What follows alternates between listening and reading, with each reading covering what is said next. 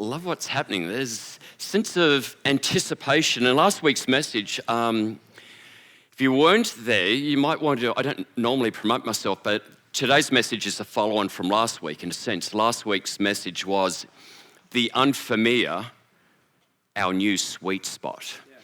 The idea that God is a God of rhythm and order and the familiar, evening and morning and seasons and rituals and all those things. We can find it in the Bible that God likes rhythm and routines and rituals, but he also orchestrates the new.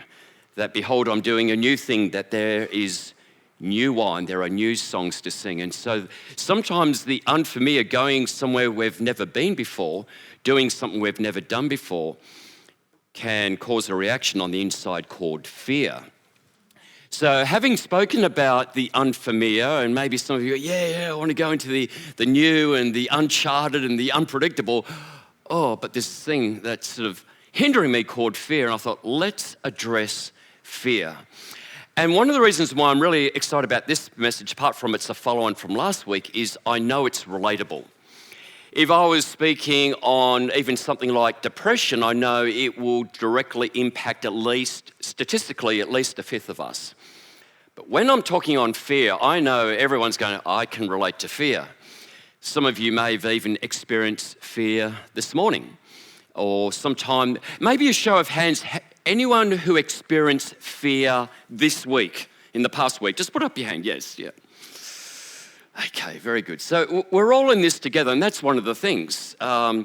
Fear is a universal emotion. It's not something you just experience as a kid, or if you have a mental health issue and your hormones aren't doing too well. It's like, no, everyone across the board, young and old, male, female, right from the very, very beginning. In fact, one thing we can say about fear is it is an unpleasant emotion compared to joy and happiness and fulfillment, but it all goes back to our ancestors. In Genesis chapter 3, we read it was like their very first emotion that indicated,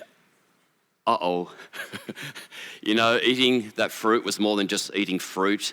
It was an act of rebellion. We have disobeyed God. We have made a choice going for fierce independence. We didn't really believe God at his word. We believed the devil, who is a father of lies. And the very first emotion when God showed up and manifested his presence was, we need to hide. And when God asked the question, why are you hiding? They said, we heard you in the garden and we were afraid. They were never afraid before. Adam was never afraid of Eve. Oh man, she's got a strong personality, she was never afraid of him. He never raised his voice. She never felt intimidated.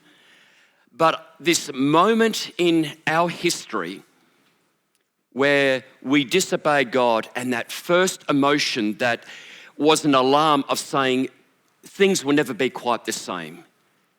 And this is an emotion you will experience throughout all of your life from generation to generation. Here we are, 21st century, and we all experience fear. What sort of fears? If you were to have your top three, what would they be? Now, statistically, I've never been, it's interesting when you share stats, it's like I've never been asked about my opinion, but apparently some people have, and there's this statistic that the fear of death is number one.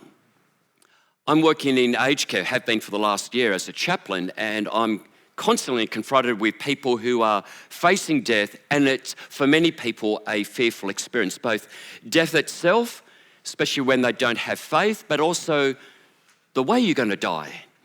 Pain, choking, am I going to be alone, and a whole lot of issues. For other people, it's what I'm doing right now. So in a moment, I'm going to share my fear, of which some of you are going to go, that is so lame.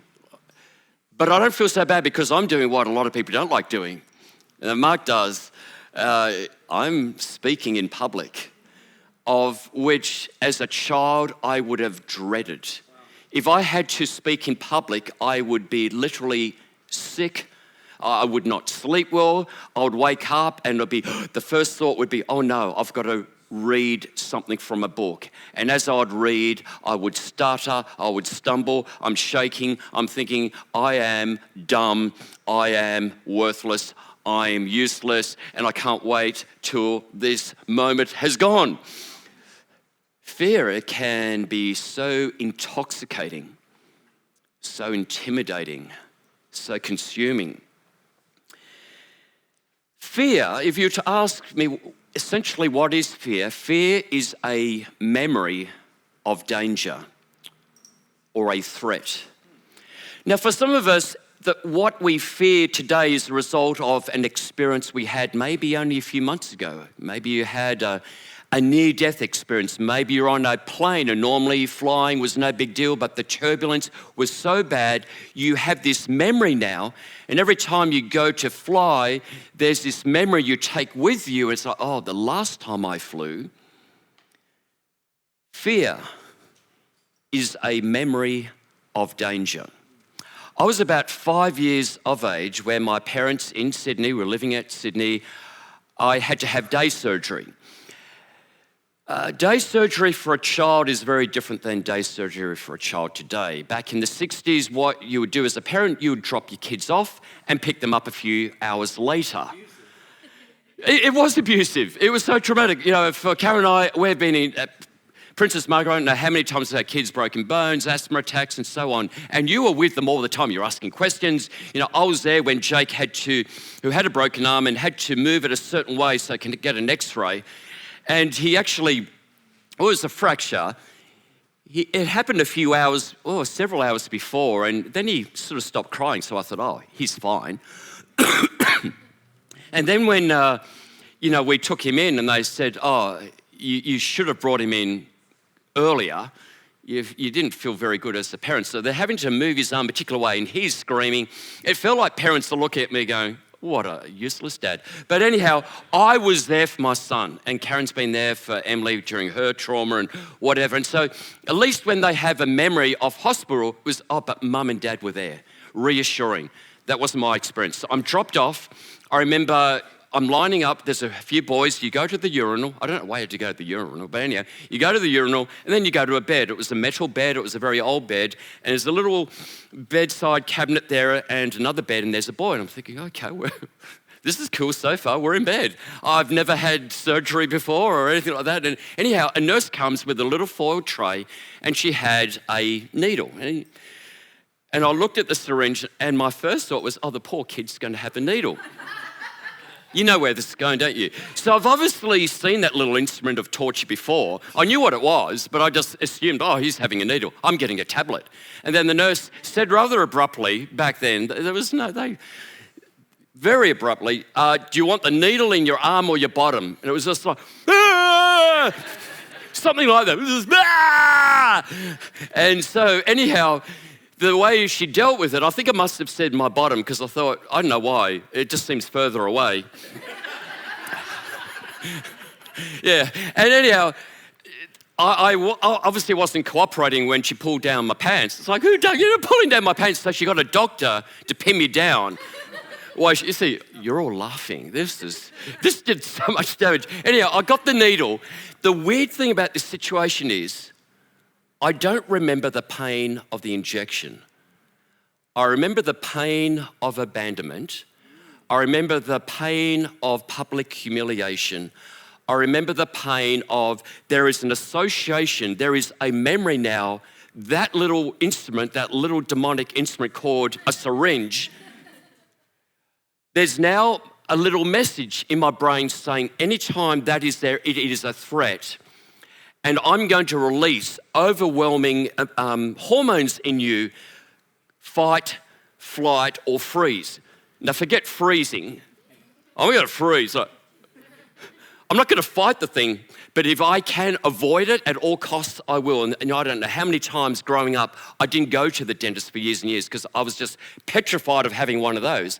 And yet the pain later is even worse. So what happens is there is a memory that's all associated with hormones of adrenaline and cortisol, stress hormones, this agitating sensation. And little Amy, who's part of my brain, amygdala, and it's spelled Amygdala. I just call her Amy. There is another woman in my life. Her name is Amy. And Amy, whose primary role is to protect me, every time there's that, it's a threat. It is equivalent to a lion. Amy can't tell the difference between a real threat like a lion and a little bit of plastic with this little metal thing that goes through your skin. And so for years and years, I have been petrified of needles.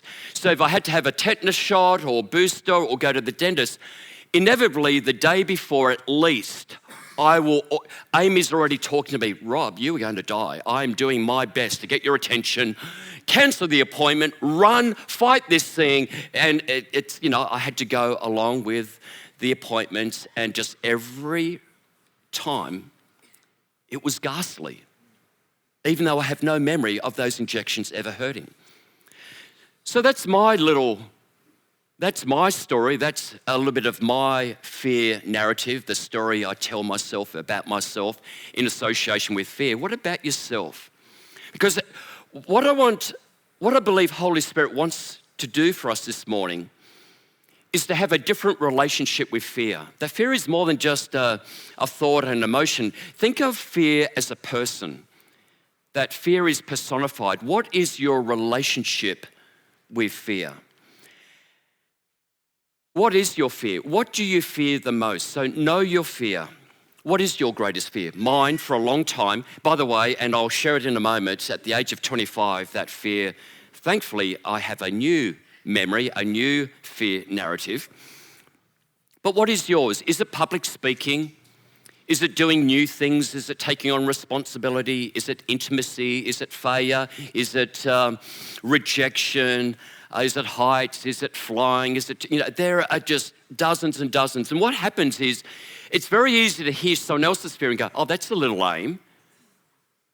Like my fear, you might have a fear of heights, and then someone else, but heights I don't think height has ever killed anyone. Yeah, but you don't understand what it's like to be me. What is your greatest fear? Then where do you feel fear? For some of us, we sweat. The moment there's fear, it's, beads of sweat on the forehead, underarms, our hands get all clammy and sweaty. Some of us, we just sweat. That's okay, I'm afraid, I am sweating. For others, and it's a real bummer if it's public speaking and you're doing public speaking. For some people, it's a dry mouth. So they're doing their public speaking and they're going for the water because that's the way fear manifests. Butterflies in the stomach. I don't know why they call it butterflies. But that you feel it in the gut, basically. Some of us feel dizzy. We start going, whoa, I feel like I'm going to faint. But you never do, but it feels like that. So what is your fear? Where do you feel fear? And do you understand what is actually happening to you when you're afraid? You're in good company, so don't be hard on yourself. But do you understand just the basics of, it's more than just butterflies and sweat. It's actually Amy, little old Amy, who has done a great job. She's about survival, she's about protection, but sometimes Amy just talks too much.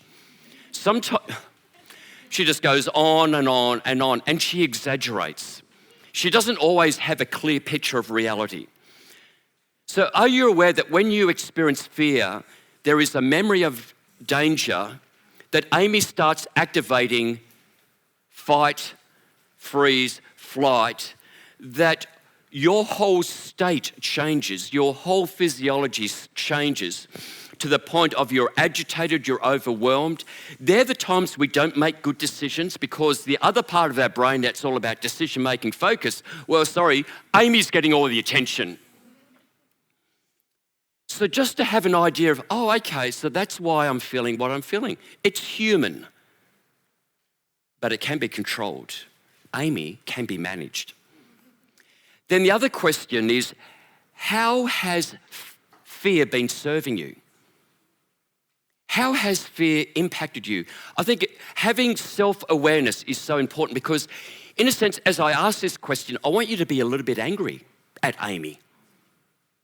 I want you to see that there are times you look back, I have so many regrets. There were promotions, there are opportunities to speak, there are opportunities to do this, and I said no because of fear, because of Amy. Amy said, don't do that. What will people think? What will happen? Well, I'm trying to protect you. Get a little angry at Amy. Get a little angry at, there are times you are hindered, you are intimidated, you are restricted, you are belittled, and it's like, but I have allowed it. Know your fear. Now we get to the good stuff. Face your fear. So what do you do normally with fear? What do you do when Amy starts talking and getting your attention? For some of us, we do avoidance. For some people have a fear of lifts, so it's quite easy. I just don't get on a lift. I get on an escalator, I take the stairs, but I'll never, ever get on a lift. Avoidance. The trouble is, the lift, the issue isn't the lift, the issue is on the inside. So even though you're avoiding it, it's still here. The issue's still there. You're just avoiding it. Well, I don't fly.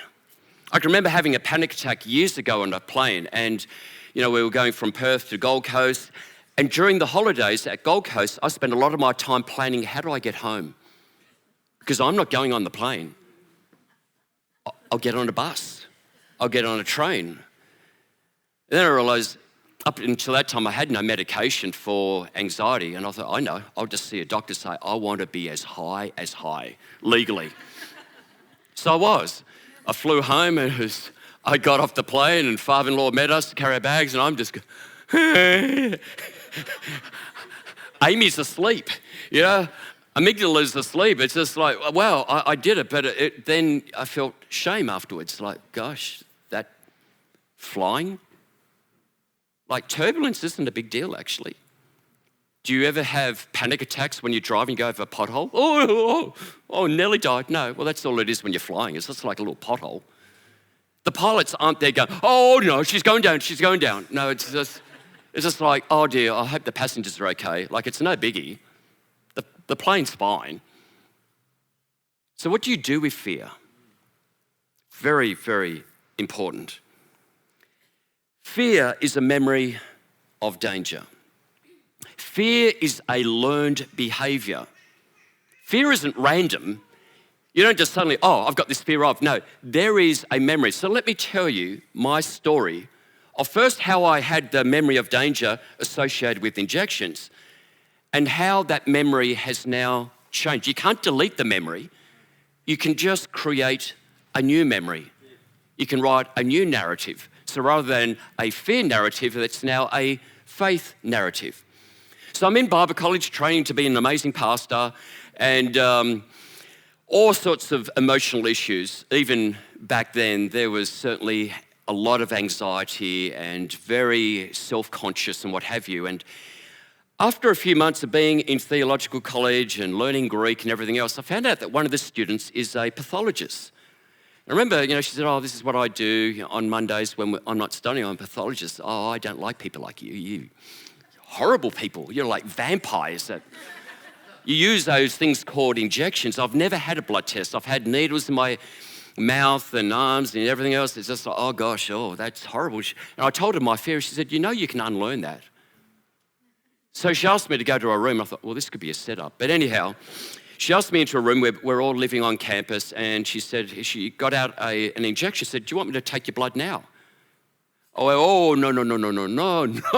that ain't happening. She said, okay, this is what I'll do. I'll give you an injection to take back to your room, and I want you, for a week or so, however long it takes, I want you to get familiar with it. In time, I want you to take the cap off, and I want you to touch your skin with the needle, and then eventually you'll give it to me, and I'm going to take some blood. Oh, no, you're not.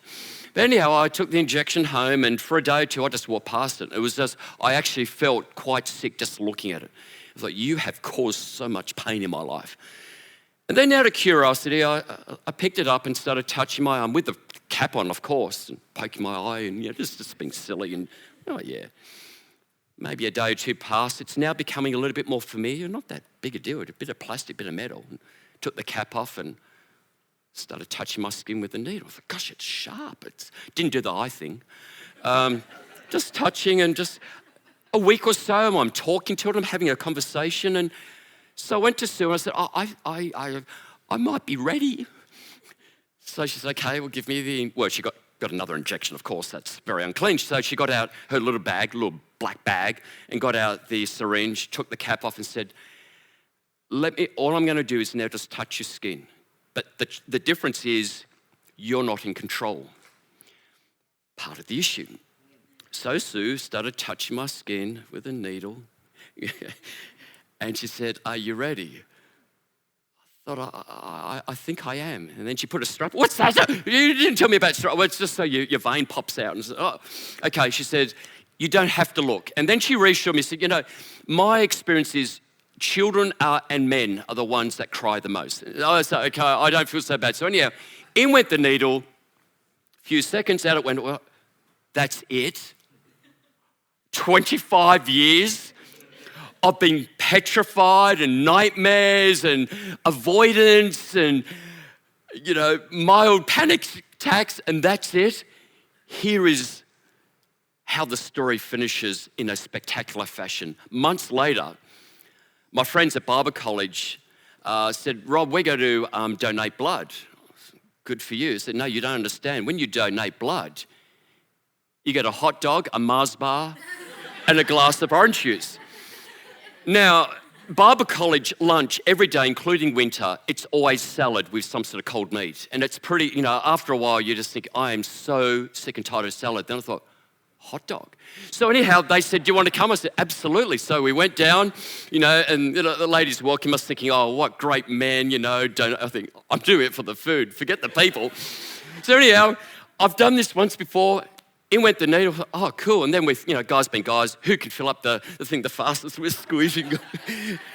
And afterwards, hot dog, Mars bar, orange juice. It was like there was this sense of, God, there was a time I would never have been able to do it. And here is my reward. I get a hot dog, a Mars bar, and orange juice. And as a result, I now have a new memory. So since that time, wisdom teeth, vasectomy, you probably didn't need to know that. I've had meniscus done that twice. I have blood tests every year for the last sort of 15 years, and it's just not a biggie anymore. There are times I wake up for a blood test and I think, oh yeah, I've got a blood test, forgot all about it. Glad I didn't eat anything. I don't even think about it now. Amy isn't so loud anymore. It took Amy a while to realise, oh, I thought it was a threat. I thought it was like a lion. It's actually not that big. Rob, go ahead. If you need a blood test, you can do that now. Thank you, Amy. So, do you want to unlearn a behaviour in your life that is associated with fear? Do you want a new story? Do you want a new memory? It's not about changing our emotions. It's about changing our thinking. As the man is, so he is. So if the man thinks anxious, he's anxious. If the man thinks shame, he's shame. If the man thinks fear, he's fear. But if a man thinks faith, he's faith. It's like life is good. There are things around there that have potential to hurt and to harm, but I'm walking by faith and not by sight. So this is how you do it. Small steps. You do small steps. Conquer a small fear first. If you have an absolute dread of flying, don't book a flight to, LA tomorrow and get on the plane for a 15-hour journey. Just do something small. Here are some ideas. It may not even be the fear associated with the main fear in your life, but it could be things like, is there a phone call you should have made about a week ago but you've been putting off? Tomorrow morning, make the phone call. Do it straight away. It's not a biggie. Do small things first. After the service, you might be more of an introvert. I get that. Just go up to someone and say, hi, my name's Rob. But don't you say Rob, you say your name. If you're thinking, I have no idea of a small step, here's a small step. Your assignment if you're willing to accept it. Tomorrow when you order coffee, ask the person, look at them in the eye, say, oh, and can I have a 10% discount, please? They'll probably say no, but that's not the point. The point is you've just done something that has made you uncomfortable, but you've done it anyhow. You've done it afraid. Rather than thinking, what are they going to think? What is the person behind me going to think? And they're probably thinking, what a great idea. Why didn't I think of that? It's just, what you end up doing, and I do this regularly, is you just do things afraid. You don't wait for fear to go, then you do it. The power is when you feel the fear, you know what's happening in your body, you know Amy's starting to do her thing, and it's just, I'm going to do it anyhow. Good. Conquer a small fear first. Secondly, change your first thought. When Amy, amygdala, starts doing her thing, warning, warning, danger, danger, first thought is often avoid, run, don't do it, don't accept it. Change your first thought and see what happens. So when you hear Amy, when you see that word, whatever it might be, run, first thought, stop. Stop that thinking. Stop, Amy. Sorry, Amy. Shh. You serve me well quite often, but there are times you're over the top. New thought, please. Go for it. Give it a go. Have a crack.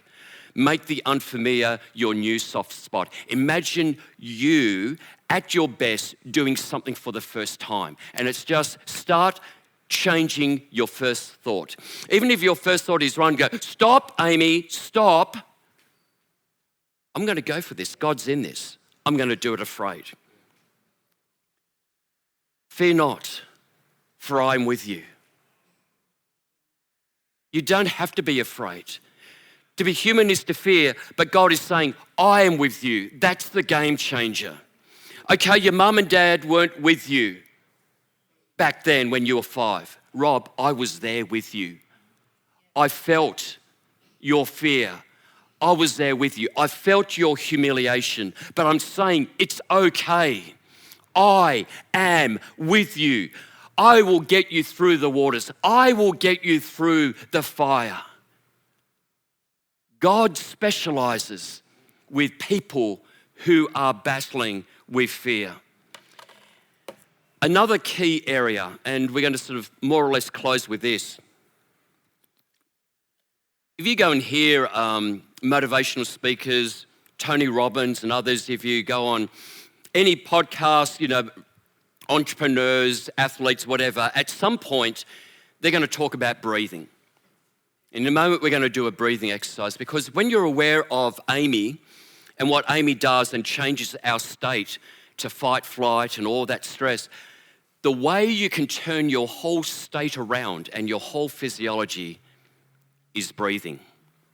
Through slow breathing, through your nose, through your belly or your diaphragm, not through your shoulders, but here.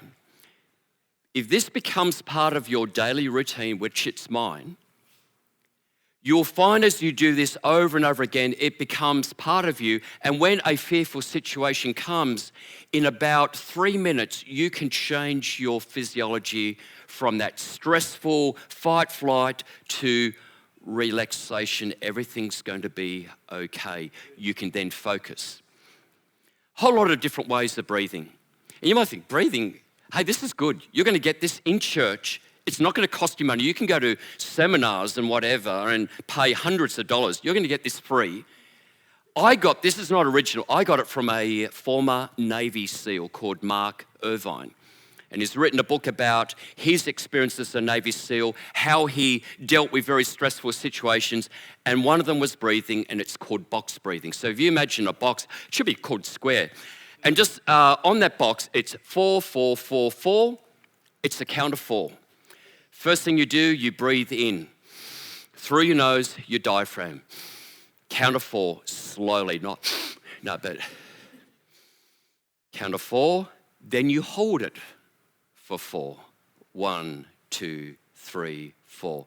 Then you let it out. You can do that through your nose for the count of 4. 1, 2, 3, 4. Then this gets hard. You hold it for 4 again. 1, 2, 3, 4.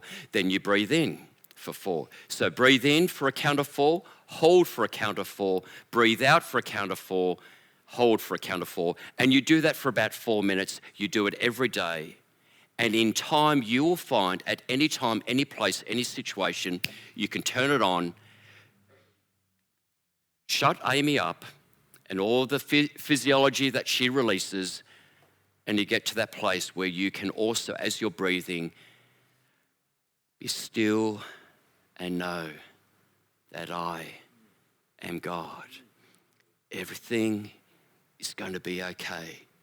Fear not, for I am with you.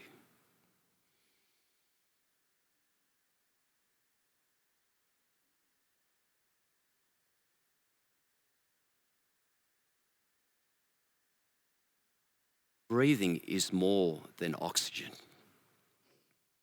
In the very beginning, we read, and God breathed into the nostril of Adam. Breathing is life. Breathing is spirituality. Breathing is the life of God. Breathing in the presence of God. Breathing out. Breathing in. Sorry, Amy. Sorry, can't hear you. All I can hear is the voice of the Father. I am with you.